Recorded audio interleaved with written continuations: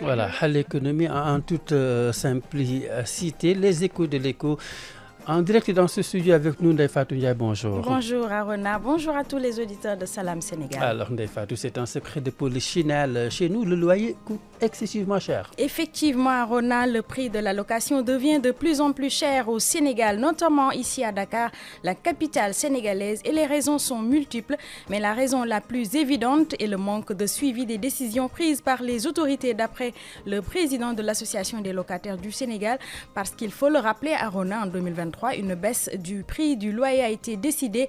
Écoutons à ce propos Iliman Sall, le président de l'Association des locataires. Parler de la cherté du loyer au Sénégal, c'est effectivement revenir sur les aspects qui font qu'effectivement ce loyer-là est devenu trop cher. Alors, à mon avis, il y a trois facteurs qui l'expliquent. Alors, le premier facteur, c'est que le Sénégal est un pays stable, particulièrement sa capitale Dakar. Lorsqu'il y a eu des problèmes au niveau de la sous-région, beaucoup d'Africains et d'Européens, de non-Sénégalais, sont venus s'installer dans la capitale sénégalaise. Alors, ceci, effectivement, a beaucoup joué sur la cherté du loyer en général. Le deuxième aspect, c'est quoi? C'est que c'est un secteur qui fait très rapidement profit, qui fait des profits, qui génère des profits énormes, exorbitants. Et effectivement, dès que l'investissement est fini, vous ne faites que vous asseoir et encaisser. Vous avez vu qu'au niveau de Dakar, les bâtiments poussent comme des champignons.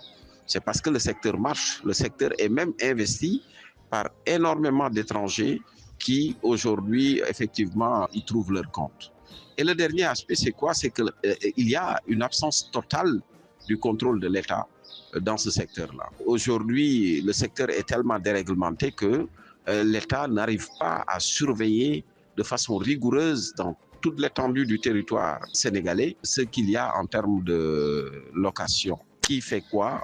On ne le sait pas trop souvent. Donc, il y a effectivement, à mon avis, cela qui a favorisé la cherté du loyer. Et un dernier point, non moins important, c'est qu'il existe effectivement de bons textes, mais malheureusement qui ne sont pas appliqués parce que les surfaces corrigées ne sont jamais appliquées. Vous venez, le bailleur vous fixe le prix qu'il veut, et puis voilà, vous êtes obligé de prendre, sinon vous laissez un autre va prendre. Donc, s'il y avait un contrôle, il n'y aurait pas tout cela.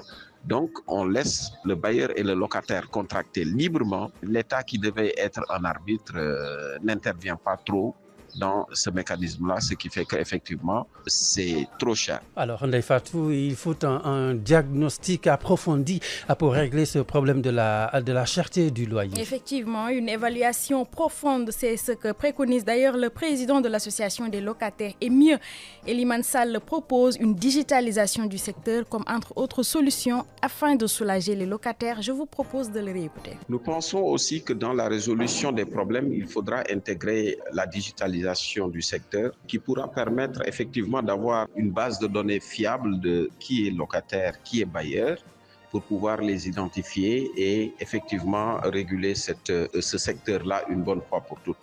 Et évidemment, il y a une autre solution, c'est le travail qu'on doit faire avec les communes. Dans chaque commune, si on pouvait installer un bureau d'enregistrement des contrats de location, ça pourrait faciliter les choses et ça permettrait à la commune d'identifier quelles sont les maisons en location et quels sont les bailleurs et les locataires qui existent dans chaque commune. Et cela pourrait effectivement aider à recruter des jeunes, régler un problème d'emploi, et la mairie y gagnerait, l'État y gagne, et effectivement on créerait de l'emploi. Donc cette solution-là passe inéluctablement par la digitalisation. Voilà, Arona, c'était à l'instant le président de l'Association des locataires et la réglementation du secteur est donc attendue, mais c'est en bonne voie car les nouvelles autorités ont manifesté la volonté de tenir prochainement un conseil interministériel sur le logement. Et vous avez aussi suivi cette sortie du directeur général de la Caisse de dépôt et de consignation, Fadilou Keita. Il a annoncé chez nos confrères de Sénéweb que des démarches sont en cours pour révolutionner le paiement de la caution des loyers, et le secrétaire d'État à l'urbanisme et au logement, Momar Talla Ndao, a aussi fait un diagnostic du secteur et les mesures envisagées par l'État. Nous y reviendrons certainement dans un autre numéro de Les Échos de l'Écho. Merci beaucoup, Ndeye Fatou Ndiaye. Vous signez Les Échos de l'Écho tous les mercredis dans Salam Sénégal.